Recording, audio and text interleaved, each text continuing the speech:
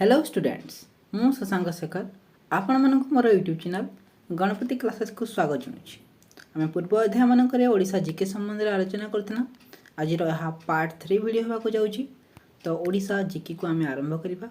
मु ऑलरेडी ओडिशार उपाधि प्राप्त व्यक्ति मानक विषय ओडिशार केतेक स्थानर भिन्न भिन्न ना बाबद में आलोचना कर सारी। यार वीडियो माने आपण माने मोर प्लेलिस्ट पाइबे एवं डिस्क्रिप्शन में यार लिंक को प्रोवाइड कर दी। आज यही सेसन रे आमे आम ओडिशा जीके पार्ट 1 को डिस्कस करबा। ताको जिबा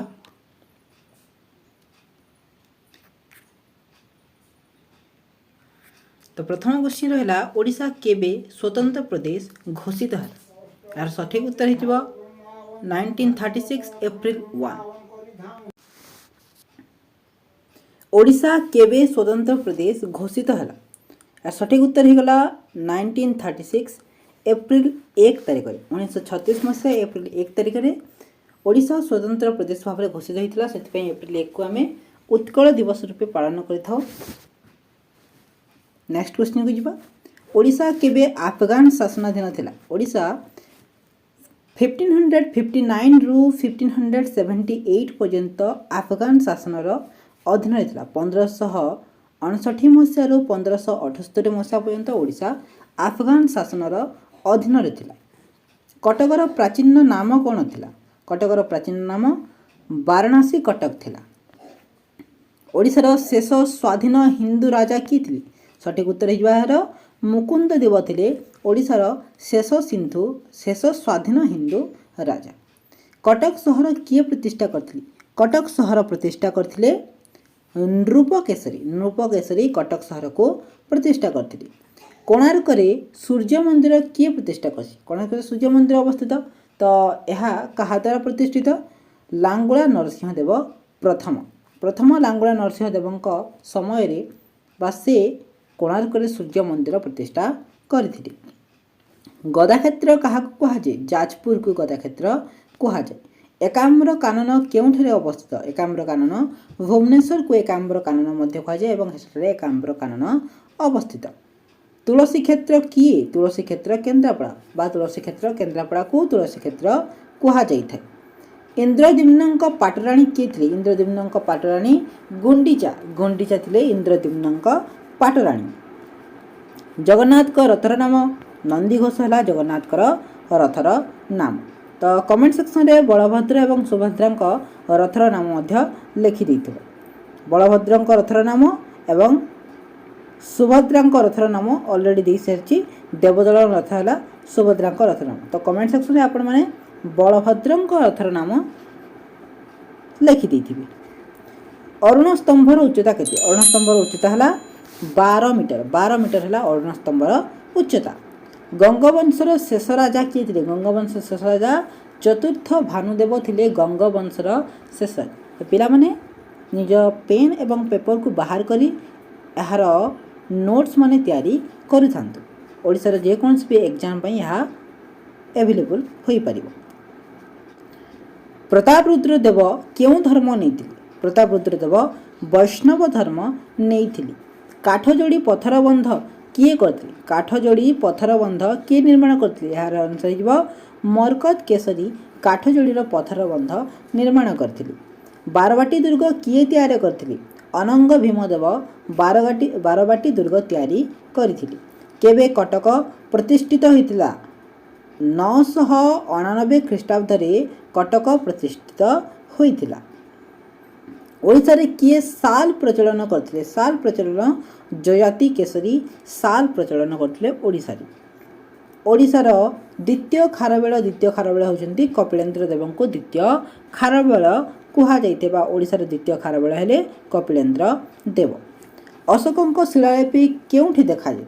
धौलीगिरी एवं जौगढ़ रे अशोकों शिलालिपि ओडिशार धौली एवं जौगढ़ ठारे देखा जाए। सोमवंश राजा माने क्यों वंश नामित। सोमवंश राजा माने केसरी वंश नाम नामित।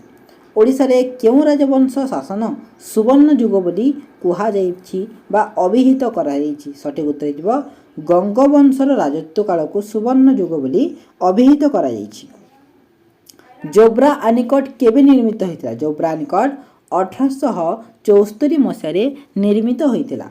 ହୀରାକୁଦ ବନ୍ଦର ଶୁଭାରମ୍ଭ କେବେ ହୋଇଥିଲା? ହୀରାକୁଦ ବନ୍ଦର 1948 ମସିହାରେ ଶୁଭାରମ୍ଭ ହୋଇଥିଲା। ମହାତ୍ମା ଗାନ୍ଧୀ କେବେ ଓଡ଼ିଶା ଆସିଥିଲେ? 1921 ମସିହାରେ ମହାତ୍ମା ଗାନ୍ଧୀ ଓଡ଼ିଶା ଆସିଥିଲେ ଅସହଯୋଗ ଆନ୍ଦୋଳନ ସମୟରେ। ରେଭେନ୍ସା କଲେଜ କେବେ ସ୍ଥାପିତ ହୋଇଥିଲା? 1876 ମସିହାରେ ରେଭେନ୍ସା କଲେଜ ସ୍ଥାପିତ ହୋଇଥିଲା। ଖାରବେଳଙ୍କର ରାଜଧାନୀର ନାମ କ'ଣ ଥିଲା? ତାଙ୍କର ରାଜଧାନୀର ନାମ କଳିଙ୍ଗ ନଗର ଥିଲା ଖାରବେଳଙ୍କ ରାଜଧାନୀର ନାମ। ପ୍ରାଚୀନ ଓଡ଼ିଶା ପ୍ରାଚୀନ ବନ୍ଦର କେଉଁଠି ଥିଲା? ଓଡ଼ିଶାର ପ୍ରାଚୀନ ବନ୍ଦର ତାମ୍ରଲିପ୍ତି।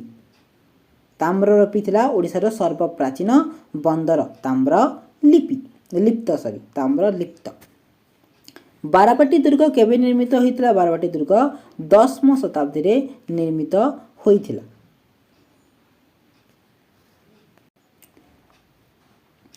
ଏବଂ ଅନଙ୍ଗ ଭୀମଦେବଙ୍କ ଦ୍ୱାରା ନିର୍ମିତ ହୋଇଥିଲା 10ମ ଶତାବ୍ଦୀରେ। ବକ୍ସି ଜଗବନ୍ଧୁ ବିଦ୍ୟାଧର କିଏ? ସମସ୍ତେ ଜାଣିଛ ପାଇକ ବିଦ୍ରୋହର ନେତା ବକ୍ସି ଜଗବନ୍ଧୁ ବିଦ୍ୟାଧର।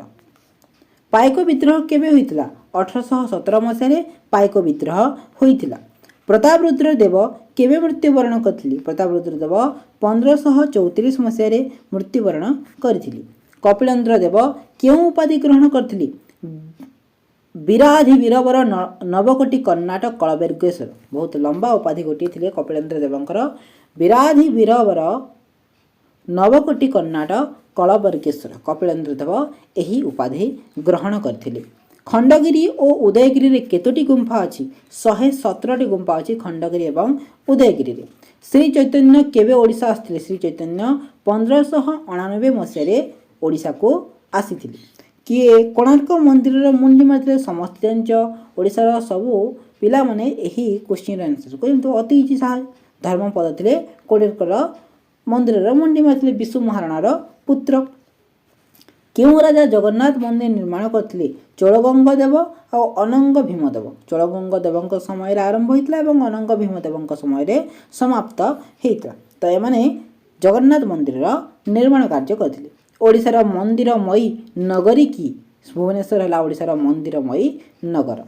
କିଏ ବ୍ରିଟିଶ ଭାଇସରାୟଙ୍କୁ ଅପମାନିତ କରିଥିଲେ? ବିଜୟାନନ୍ଦ ପଟ୍ଟନାୟକ ବ୍ରିଟିଶ ଭାଇସରାୟଙ୍କୁ ଅପମାନିତ କରିଥିଲେ। କିଏ? ବିଜୟାନନ୍ଦ ପଟ୍ଟନାୟକ। ଗୋପବନ୍ଧୁଙ୍କର ଜନ୍ମସ୍ଥାନ କେଉଁଠି? ଗୋପବନ୍ଧୁଙ୍କର ଜନ୍ମସ୍ଥାନ ସୁଆଣ୍ଡୋ ଗ୍ରାମରେ। ଗୋପବନ୍ଧୁ ପୁରୀ ଜିଲ୍ଲାର ସୁଆଣ୍ଡୋ ଗ୍ରାମରେ ସେ ଜନ୍ମଗ୍ରହଣ କରିଥିଲେ।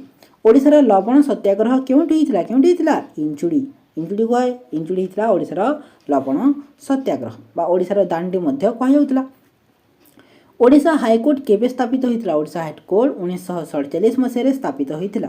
କଟକ ଆକାଶବାଣୀ କେନ୍ଦ୍ରର ଜନ୍ମ କେବେ? କଟକ ଆକାଶବାଣୀ କେନ୍ଦ୍ରର ଜନ୍ମ 1948 ମସିହାରେ। କ୍ଷୀରଚୋରା ଗୋପୀନାଥ ମନ୍ଦିର କେଉଁଠାରେ ଅବସ୍ଥିତ? ରେମୁଣାଠାରେ କ୍ଷୀରଚୋରା ଗୋପୀନାଥ ମନ୍ଦିର ଅବସ୍ଥିତ। 64 ଯୋଗିନୀ ମନ୍ଦିର କେଉଁଠାରେ ଅବସ୍ଥିତ? ରାଣୀପୁର ଝରିଆଲଠାରେ 64 ଯୋଗିନୀ ମନ୍ଦିର ଅବସ୍ଥିତ। କିଚକେଶ୍ୱରୀ ମନ୍ଦିର କେଉଁ ପଥରେ ନିର୍ମିତ? ମୁଗୁନି ପଥରେ ନିର୍ମିତ। କିଚକେଶ୍ୱରୀ ମନ୍ଦିର ମୁଗୁନି ପଥରେ ନିର୍ମିତ। ଉତ୍କଳ ବିଶ୍ୱବିଦ୍ୟାଳୟ କେବେ ପ୍ରତିଷ୍ଠିତ ହୋଇଥିଲା? 1943 ମସିହା ହେବ ଏହାର ସଠିକ୍ ଉତ୍ତର। ଓଡ଼ିଶା ସାହିତ୍ୟ ଏକାଡେମୀ କେବେ ପ୍ରତିଷ୍ଠିତ ହୋଇଥିଲା? 1943। ଏହାର ଉତ୍ତର ମଧ୍ୟ 1943 ଓଡ଼ିଶା ସାହିତ୍ୟ ଏକାଡେମୀ। ଓଡ଼ିଆ ବାଇବେଲ କେବେ ଛପା ଯାଇଥିଲା? 1842 ମସିହାରେ ଓଡ଼ିଆ ବାଇବେଲ ଛପା ଯାଇଥିଲା। ଲଡ଼ୁବାବାଙ୍କ ମନ୍ଦିର କେଉଁଠାରେ ଅବସ୍ଥିତ? ଶରଣକୁଳଠାରେ ଲଡ଼ୁବାବାଙ୍କ ମନ୍ଦିର ଅବସ୍ଥିତ। କଳାପାହାଡ଼ କେବେ ଓଡ଼ିଶା ଆକ୍ରମଣ କରିଥିଲେ? କଳାପାହାଡ଼ ଓଡ଼ିଶା ଆକ୍ରମଣ କରିଥିଲେ 1568 ମସିହାରେ। ଜଗନ୍ନାଥଙ୍କର ପରମ ଭକ୍ତ କେଉଁ ମୁସଲମାନ? ସାଲବେଗ। ଜଗନ୍ନାଥଙ୍କର ଗୋଟିଏ ମୁସଲମାନ ଭକ୍ତ ଥିଲେ, ପରମ ଭକ୍ତ ଥିଲେ ସାଲବେଗ। ସେହି ସାଲବେଗଙ୍କର ଜଣାଣ ଗୁଡ଼ିକ ଆଜି ମଧ୍ୟ ଓଡ଼ିଶାର ଘରେ ଘରେ ସୁପରିଚିତ। ସାଲବେଗ ଗୋଟିଏ ମୁସଲମାନ ଥିଲେ ମାତ୍ର ସେ ଜଗନ୍ନାଥଙ୍କର ପରମ ଭକ୍ତ ଥିଲେ।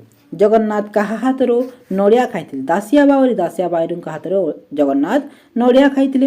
ଓଡ଼ିଶାରେ ପ୍ରଥମ ଭୂ ବନ୍ଦୋବସ୍ତ କିଏ କରାଇଥିଲେ? 3 ଅନଙ୍ଗ ଭୀମଦେବ ଓଡ଼ିଶାରେ ପ୍ରଥମ ଭୂ ବନ୍ଦୋବସ୍ତ ଆରମ୍ଭ କରାଇଥିଲେ। କିଏ ସାହିତ୍ୟ ଦର୍ପଣ ରଚୟିତା? ସାହିତ୍ୟ ଦର୍ପଣ ଲେଖିଥିଲେ ବିଶ୍ୱନାଥ କବିରାଜ। ସୂର୍ଯ୍ୟ ମନ୍ଦିରର ଆକୃତି କିପରି? ଏହା ଗୋଟିଏ ରଥ ପରି। ସୂର୍ଯ୍ୟଙ୍କର ରଥ ପରି, ଏକ ଚଳନ୍ତା ରଥ ପରି।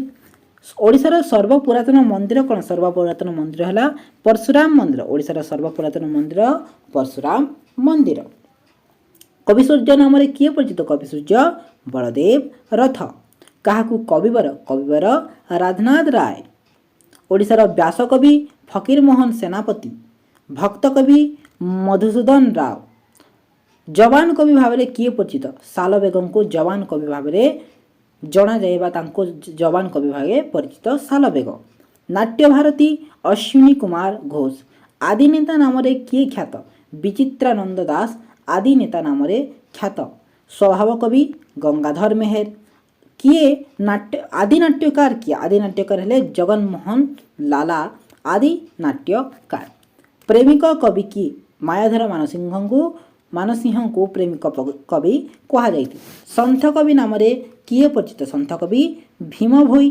गणकवि वैष्णव पाणी कवि सारथी उपाधि क्या मिलता डॉक्टर श्रीचंदन महापात्र को कवि सारथी उपाधि रे भूषित कर उत्कल भारती कुंतला कुमारी सावत ओडिशार श्रेष्ठ गीत कवि की गीत कवि हेले गोपाल कृष्ण पट्टनायक ओडिशार श्रेष्ठ गीत कवि कवि शेखर चिंतामणि महांती किए जातीय कवि रूपे परिचित जातीय कवि वीरकिशोर दास राजकवि की जयदेव को राजकवि कहुए विदग्ध कवि अभिमन्यु सामंत सिहार लक्ष्मीकांत महापात्र को क्यों नाम जानते लक्ष्मीकांत महापात्र को कांत कवि लक्ष्मीकांत महापात्र किए कवि मंजुल उपाधि प्राप्त कवि मंजुल कृष्ण प्रसाद बसु आलुमिनियम कारखाना क्यों अवस्थित आलुमिनियम कारखाना दामनजोड़ी अवस्थित किए ओडिशार प्रथम ऐतिहासिक प्यारीमोहन आचार्य हेले प्रथम ऐतिहासिक